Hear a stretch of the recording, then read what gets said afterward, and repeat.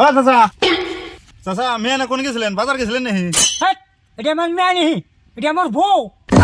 তোমার বউ মানে তুমি এই 82 বছর বয়সে রাশিয়ান মাল কোন থেকে নিয়ে এলে এটা হ্যাঁ, আমি 3 দিন ধরে বিয়ে করছি, এটা নতুন। 3 দিন ধরে বিয়ে করছো দাদা এই, তুই আমার কেমন বলিস চাচা? আমি তার দাদা বলি বসা।